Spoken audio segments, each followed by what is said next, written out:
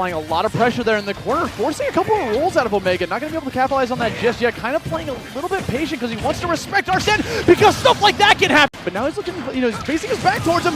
Good mix-up, just crosses him up, goes for the sweet spot up tilt. Sweet spot up tilt going to be able to kill, but 41% on Kola already. Got a lot more work to do, and he's going to get edge guarded. That kill. Back off stage, going to go for the full double-edge dance. Grab coming out, forces out the double jump, gets back on with the parry, gets the tech read into the back air off the jab, and he's still alive. Omega, 120%, coming back right onto the stage. Another jab. Has to, or knows that it's going to be successful like it was on that right side of the stage just now. Exactly, trying to conserve his resources. Good parry into a forward air. Has a back off stage, goes off super deep. The 9th place finish at that event, no small feat from him. Gonna have to perform a much larger feat, though, still, to get further in this bracket at Dreamhack Atlanta, because Omega is doing his darndest to take out this first stock. A quick little drag down, a reset, and an F. Has a little bit of advantage here. Good down tilt coming out from Omega. At this point, he's going to be looking for those up airs, especially underneath those platforms, kind of sharking his opponent. The drag down into the up smash, and that's to get him back off stage. Trying to mix up where we're going to go. Kola opts to go for a low recovery. Swings and that's going to be it. Forward tilt, sweet spot, push him back off stage. Omega responding in! Jab connection coming out from him, rolls back, runs back in, no swing coming out. Kola doing such a good job here of beating the Arsene out of him, and then beats the Joker to small battlefield and being more comfortable with going to the other stage. So now the only time they're going to PS2 is when his opponent picks it. And Omega definitely likes that extra space to run away from Roy when he's swinging at him, because we saw it at the end of that game number 4, where Kola was able to just completely smother Omega, so much so that even once he got Arsene, he wasn't able to make use of it. Speaking of smothering, though, Omega... 77 damage, Kola just mashing jab at that point. If you're going to keep holding onto that ledge, eventually that will land for that down air. Very meaty hit, gonna take a ton of damage from that, and he dies! Good DI coming out from Omega, gonna be able to get away from that double-edged dance. We're gonna be able to survive up that projectile forward air, coming back down onto the stage, and another nair, 150 damage, a back air from Omega is gonna be able to seal it out, and that is not even the sweet spot, but the sour spot range. Goblin keeps swinging at him, and he's right, like the wind hitbox, if there was one, is brushing his face, and he's looking to close out this stock. We might be... Have yet to take a single blood. This is looking tough for Moist Goblin. Juanpi just seems too demanding right now. And a dash attack in. Another 195. This Roy is living the dream currently. Probably going to reach 200 here in a second. Full nair one into up tilt sweet spot. Good lord. Certainly one way to take sour spot jab, though, not going to be able to convert it into back air. Yeah, he's looking for that sweet spot, you know what I'm saying? Ooh, good mash. Juanpi going to be able to get out of that grab. You know Goblin was looking to try to get that damage to that sweet spot, which is that jab into... And now doing a little bit of damage of his own. 26%. Nice extra credit. Oh, but he might be turning it into so much more! Swinging, just going to teleport to center stage. Yeah. Really high percentage here for Juanpi. 153. The sour spot up. Wow, Goblin has hit 5, 6 sour spots in a row. It's like he's spacing. But wrong. But correct. There it is. God, there we go. Sour spot does still confirm. 2 days ago in doubles, when he was doing a 1v2, 1 stock to 4 stocks, he was still playing very passive, forcing his opponents to approach him. So we're no stranger to this. And finally, Ddee going to be able to close out that stock with a back air. But you know what? All right, that's the run. Can just fast fall at the apex of the jump and take down all 3 of them, especially if they're dirt. Yeah. Anathema, an early start once again to this game. We all saw what happened in the last game that he had an early start in, but this is a little bit better. It's too close. The set count is close, but never these games. Oh, that was a full blast. Point blank, 167 damage. But the thing is, if I know Ddee, there's no way he's going to give up, but... You don't mash. The only character that's kind of weird in that regard is Lucas, because his down throw isn't actually a berry. That's just the animation. Oh, and Ddee can get the kill right on top of that. Both players starting to get to really high percentages here. Triple digits almost. Practically, I told you, Razor Leaf! Down here to force out a quick response from Anathema. But he's not going to find any response. You know he wants that down air or an up air in the middle of the stage, because that can easily collide into a Vine Whip. Oh, the gyro is active. Razor Leaf. Wow, Ddee. Ddee's probably going to land that Razor Leaf is what it's point blank, just like that. So now we're coming back onto the stage, going that gyro, trying to get closer to his opponent. I like the withdrawal forward air. Yeah, another combo starter trying to get something going. No way. Gets the simple grab into a simple Vine Whip. Just back off. let Mega Man come to you at that point. That's what we're actually seeing that from AK right now. He's running around, placing these C4s, getting the grenade, but the second he was trying to recover near the end, and we're going back to setting up shop here on opposite sides of the stage. But it's been so long, Aussie, since AK's managed to get an actual hit that's not just a stray grenade explosion. Insanely cognizant of where C4 has been placed. And so he's not one who's been hit by it too often, looking for a C-drop back air again on the low. Up my lungs, man. You saw him go for that low recovery, avoiding that down air. Okay, back air, gonna be able to seal that out. Peabnut, more place on the right side of the stage, has that as option. I don't know if Peabnut's aware. Whoa, yeah. No, bro. You get for actually getting a hit to, give something to the board, but right now, AK at this point needs to get off that high ground, has the crash bomb, gets caught by it, and we got the follow-up coming out from Peabnut. Scales. Yeah, and then crits and murders you. Yeah. What was the... Have you played many Fire Emblem games? Yeah, I'm a huge fan of Awakening. I was about to say, I was literally about to say, Frederick's crit line in Awakening. Back in here, gets another South Part up airs, continually getting it, but he needs the sweet spot or in a better position because right now, he's going to get caught.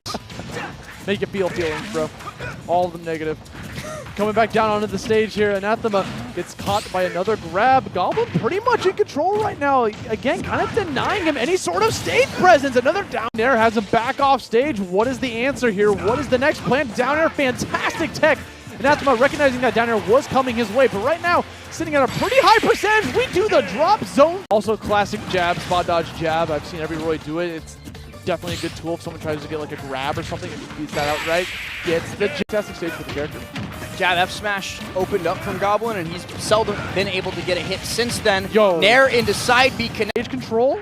That missed tech, lost stock, seems to have just made Goblin even more angry. He's playing even better than he was a moment ago. Just like you said, completely smothering Anathema, connecting with jab back. He's going to start losing his advantage of being able to trade with the grenades. He's not going to be able to take too many more damages from that, so he has to get in there and try to get something cooking here. Our sim is now worn off, and he manages to, again, kind of getting a little greedy with that forward air. That puts him in a very bad spot, but I guess if it landed, that's a stock. 85 damage already on Omega. Something has happened here in his favor, and Omega's having trouble landing, and actually, yeah, it's just like, you just see the snakes, the grenades just spawn in when they're getting comboed. It's so funny. Yeah, if your combo is not true, Snake will have a chance to spawn the grenade, and he spawned that in the second, third of the game at adjusting to Omega's gun counterplay, because Omega was earlier in this game saying like, okay, you're going to try and, well, first and foremost. Until finally he finds his mark, gets a back air, pushes him off stage, chases it up after him.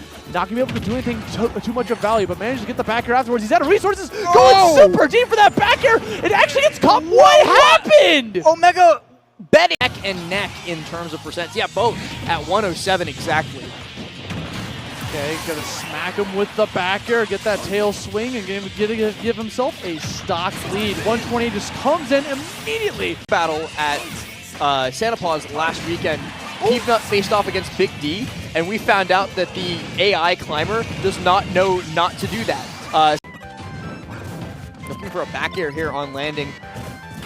Peabnut just doing a really good job of setting himself up safely underneath the umbrella that is that platform, and then make back off, places the crash bomb to catch the recovery, stalling it out, swaps over to the Charizard to get the up B, and Peabnut is just following him. He's Ddee catching Peabnut off guard, and now with a big opportunity for a dare. Does not quite get it, but does get the F smash on Peabnut's get up. That crash bomber doing a great job of keeping Ddee away from the ledge. Hail Mary flare blitz coming out from Ddee. That probably won't be the last time we see that in this game. Spot dodges past the Metal Blade. Peabnut dash attacks and does not get punished for it. He go desperately to convert it into a stock, but has been unsuccessful thus far.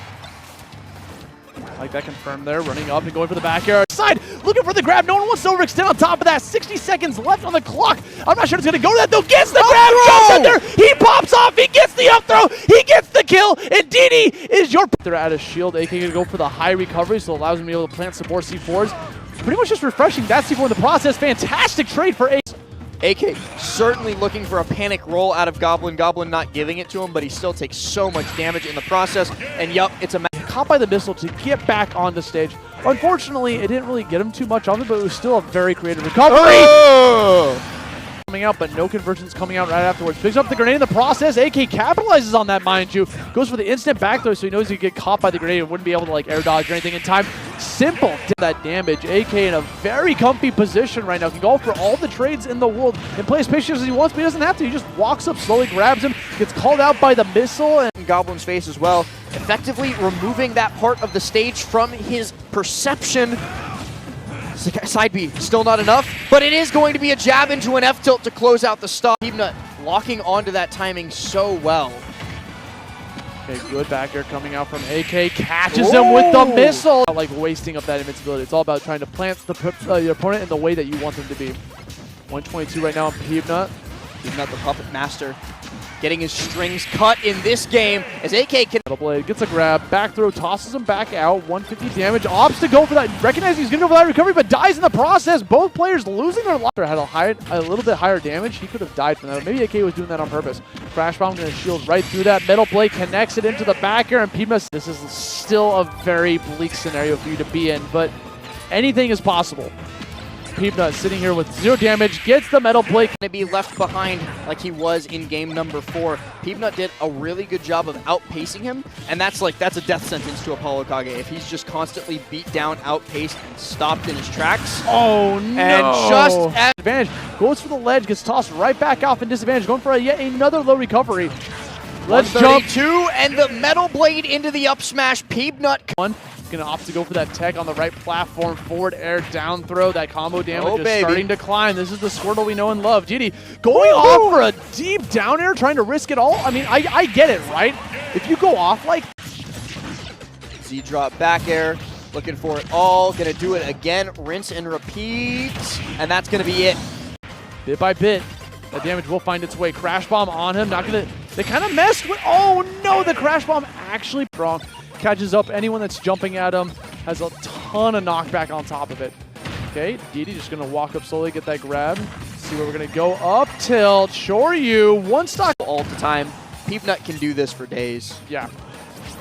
He's been in the lab for so long. I was about to say down throw 9, but Ivy Sword, I like that Pokemon swap right on top of the forward air. It gives him a little bit of invincibility, so able to get out of that dodge. I'll never forget, like in Brawl, if you ever like Pokemon swapped with this character, you had like fatigue afterwards, or like you had to avoid it, going for a very deep recovery, opting for Ddee to try to challenge him, connects the down air, and he might be done for with the footstool on top of it. Ddee putting the first point at the edge of the stage.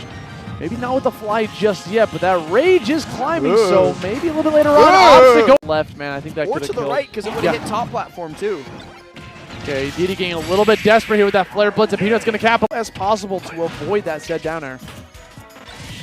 Ooh, but runoff Nair catching Metal Blade in the process. Gets caught by Crash Bomber, but he's just an entire minute and a half, and Ddee been getting much more off of his opportunities just like that. The first jab is possible.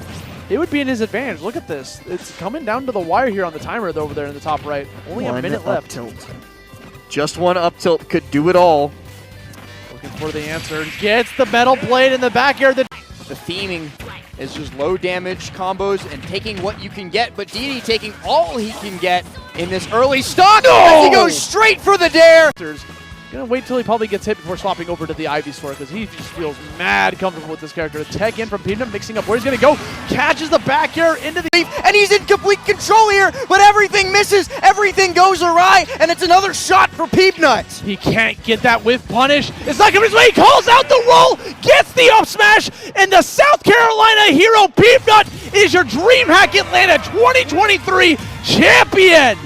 Huge and doing it over a player as strong as Ddee, no mean feat. Huge congratulations to him, but also extremely well played by Ddee as he leaves Jabali hanging on the stage. What are you doing, man?